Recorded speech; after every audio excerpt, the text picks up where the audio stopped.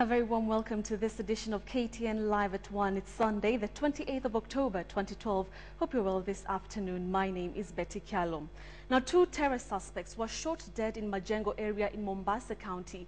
4 others escaped during a police raid on Saturday night.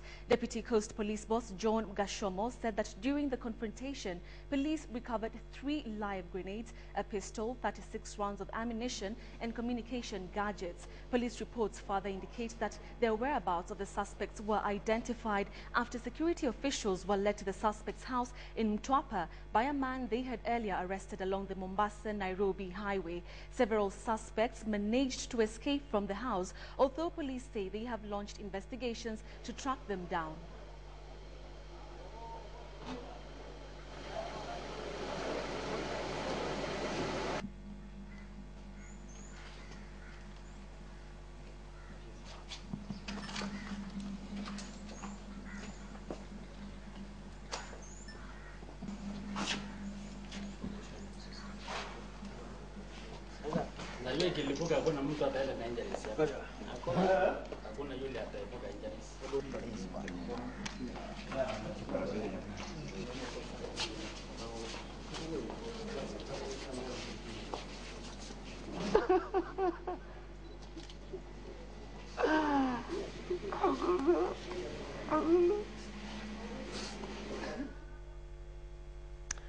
Now moving on, the proposed rates for the National Hospital Insurance Fund, NHIF, continue to receive opposition from major stakeholders, with COTU Secretary General Francis Atwoli threatening to resign from the recently inaugurated NHIF board. Atwoli claims that Medical Services Minister Anyang' Nyong'o has refused to consult with workers over the new rates. He also says that the new NHIF board is not transparent and accountable to Kenyans. According to Atwoli, the proposed rates are oppressive to workers and are not the solution to the challenges the fund is currently facing.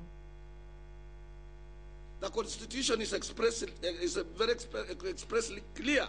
It says that it is a responsibility of the government to provide an adequate medical provisions to Kenyans. It is in the Constitution. It doesn't say workers will, we can only supplement where there is an agreement. They think we are fools? Do they think we are fools? They think Kenyans are fools? The time is coming. Now. We will show them.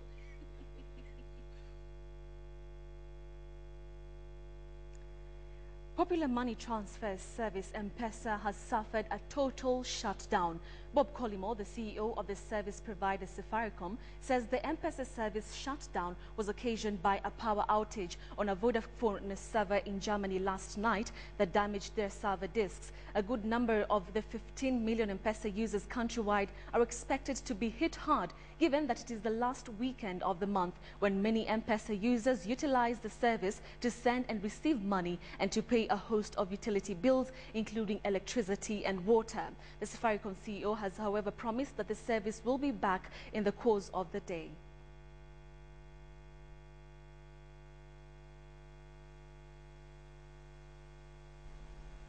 Well, moving on to politics, Vice President Kalonzo Musyoka says he is the best bet to be the president, saying his presidency will be development-driven. Kalonzo was campaigning for his presidential bid in Samburu County, while elsewhere, ODM Reloaded team is pitching camp in Rift Valley for the 2nd day in a row, while Sports Minister Ababu Namwamba, who is leading the caravan, says Prime Minister Raila Odinga is the only leader who cuts across the tribal divide, and he will unite Kenyans if given the opportunity. The Wiper Democratic Party campaigns to Samburu County, where he said he's the best bet to succeed President Kibaki come the March 4th general election. Kalonzo says his presidency will give priority to the marginalized groups and problems of the pastoral communities will be adequately addressed. Na mimi sitaangusha, mimi niko na roho safi, na mimi niko tayari Rais Kibaki akistaafu kuongoza Kenya. The vice president tour of the county saw him made a Marsabit elder before he addressed a public rally at Maralal. Kalonzo says soon the road network in the county will be rehabilitated to end the numerous road accidents that have claimed several lives in the area. Na mimi kama Vice President naahidi barabara tutaweka lami. Elsewhere, the ODM Reloaded caravan made its way to Kericho County, with Sports Minister Ababu Namwamba exonerating the Prime Minister against accusation that he will benefit politically from the ongoing International Criminal Court cases against 4 Kenyans. Ababu says the PM did all he could to have a local mechanism to try the suspects, but majority of the MPs supported the Hague process. Ni wabunge wa hapa Rift Valley ndio walianzisha chorus ya kwamba let us not be vague, we go to Hague. Don't be vague, we go to Hague. Ababu also urged residents of Kericho County to vote for the Prime Minister if they expected change to take place in the country. Rais wa Kenya lazima achaguliwe na makabila yote. Ndio sababu tunasema hatutaki wa ugombezi wa urais ambao wanaeneza siasa za ukabila. The ODM Reloaded has pitched camp in the Rift Valley for the better part of the weekend. Aaron Ochen, KTN Live at 1. Reverend Timothy Njoya under the Jukwaa la Katiba Forum has accused the IEBC for the delay of the much-awaited BVR kits. Addressing the media this morning, the Jukwaa la Katiba Forum said the 2 principals should see to it that elections are held on March 4th with the use of the BVR. We are particularly concerned that the government and the Independent Electoral Boundaries Commission have not been able to get their act together on the sensitive and all-important matter of procurement and procuring the BVR equipment that is critical in the registration of voters. Jukwaa la Katiba wishes to remind Kenyans that it is the IEBC that bungled the initial process of acquiring the BVR kits at the altar of vested interests within and without the Commission, and it is wholly to blame for the ongoing delays in starting the voter registration exercise. Moving on, marginalized communities are asking the various presidential hopefuls to pick members of the marginalized communities to be their running mates. Well, this, they say, will enable them benefit from being part of the government. Leaders from the minority communities who are speaking at a rally in Tot, Elgeyo Marakwet County say that in case of a runoff, they will support a presidential candidate who supported them. Well, here's more on that story.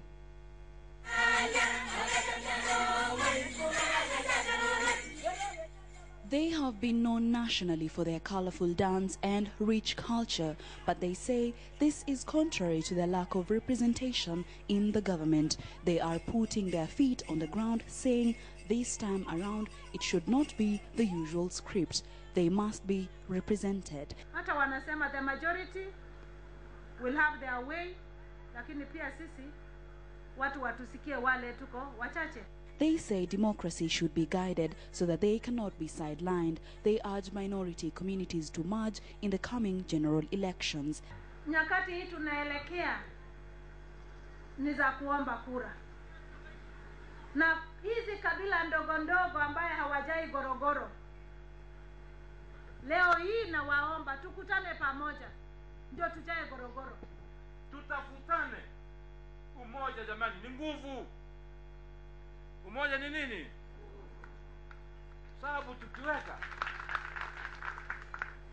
Madam Chelwi Kilima asema sisi tuwaita watu wa gorogoro, lakini unajua huwezi kuipika chembe moja. Lazima utafute chembe nyingi ukiziweka pamoja ukazipika. They sent a message to presidential hopefuls that in case of a runoff, the communities will support one who has their interest at heart, adding that the post of running mate should be left to them. Kama wao wamechagua urais, kwa nini wasichague mtu kutoka kabila ndogo akawa running mate? Tunawangoja tuone ni nani watakayemteua kuwa running mate wao. We are not worried about parties. What we are worried about ni ya kwamba tuwe recognized. Ikiwa kuna mikutano ya usiku ya coalition, hata sisi tuitwe kwa mikutano, na mimi sitaenda peke yangu, nitaenda na my 2 deputies kwa hiyo mikutano ya usiku. They were speaking in Elgeyo Marakwet County at a rally organized for small tribes in Tot Trading Center, Marakwet. Marcy Kandia for KTN in Elgeyo Marakwet County. And now to some rather unfortunate news. A woman and her 2 children have been killed while a 3rd child sustained serious bullet injuries at Hula Hula in Marsabit County. Reports indicate that the woman and her children were sitting outside their home at around 7 p.m. when armed men sprayed them with bullets, killing 1 child on the spot. The woman and her 2nd child later died while undergoing treatment at a Marsabit District Hospital. Hula Hula residents have since condemned the incident, saying that the area has lately been occasioned by a number of merciless deaths. Authorities led by County Commissioner Isaiah Nakuru described the incident as puzzling, adding that investigations are underway. 1 suspect has since been arrested.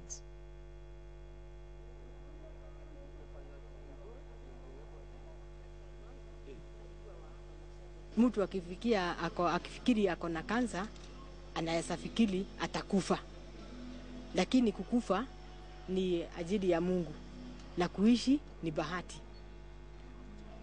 Kwa hivyo nawaambiaga. We do apologize for that slight error of the clips. When moving on, a Cochlear implant is a small, complex electronic device that can help provide a sense of sound to a person who is profoundly deaf or severely hard of hearing.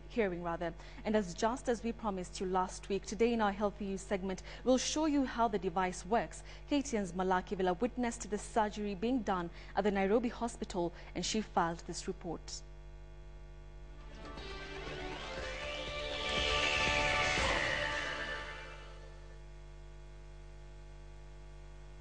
Last week, we brought you the story of Wambua who lost his hearing due to meningitis.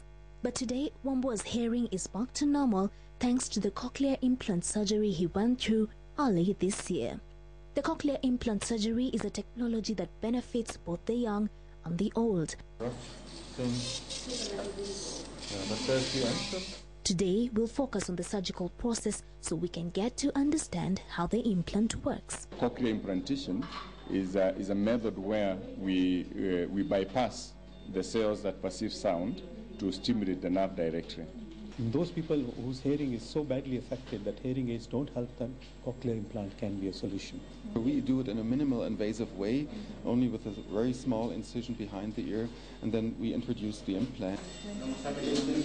We are here at the Nairobi Hospital Theatres, and just as you can see, the team is ready to operate on the 1-year-old baby girl, and the surgery is famously known as the cochlear implant surgery. Prior to the surgery, the implant candidate is anesthetized with a general anesthesia, then some hair is shaved off where the surgery will be done. But not to worry, for this is usually a small amount of hair just behind the ear. The area of the surgery is then heavily cleansed, after which an incision is made, and then the skin is lifted so that the surgeon can drill into the skull bone behind the ear. It is a relatively minor operation, for it roughly takes 2 hours. And the surgeons are now ready to insert the implant into the drilled out area.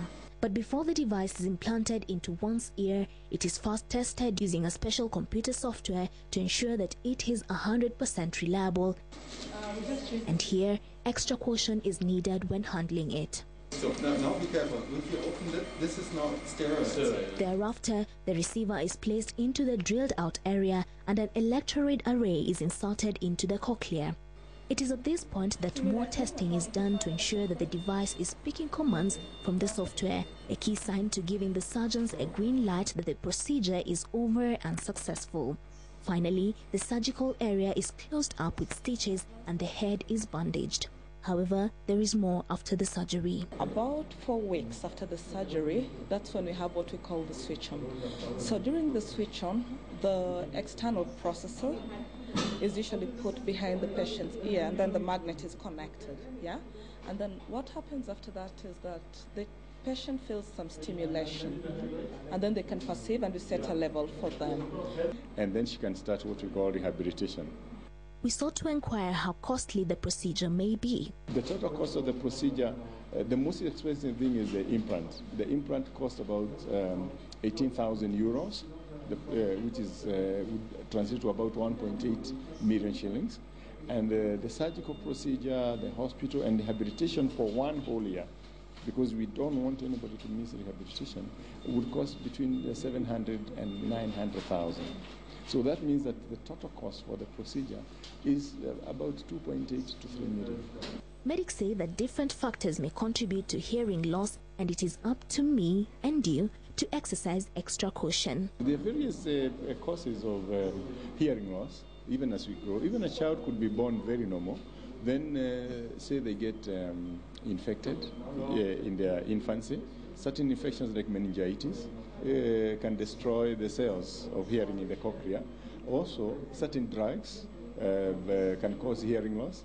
Also noise, if you're exposed to a very loud noise, it can also destroy your hearing. The other thing is if, for example, the mother has had problems during pregnancy, the child is born underweight, the child is born before term, the child develops yellowness of eyes, the labor is prolonged, the child doesn't cry very well immediately after birth. These are children who are at risk of hearing loss, and they should be assessed, preferably within the first 6 months of life. This technology currently being offered at the Nairobi Hospital clearly shows that it is never too late to have your hearing back. Mala Kivila, Healthy You.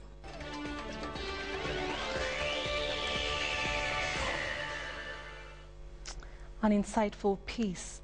Let's move on. A woman and her 2 children have been killed while a 3rd child sustained serious bullet injuries at Hula Hula in Marsabit County. Reports indicate that the woman and her children were sitting outside their home at around 7 p.m. when armed men sprayed them with bullets, killing 1 child on the spot. The woman and her 2nd child later died while undergoing treatment at Marsabit District Hospital. Hula Hula residents have since condemned the incident, saying that the area has lately been occasioned by a number of merciless deaths. Authorities led by County Commissioner Isaiah Nokuru described the incident as puzzling, adding that investigations are underway. 1 suspect has since been arrested. Since I grew up, I've known more than 200 people who have been killed around this area of Sako. And not a single person has been brought to book.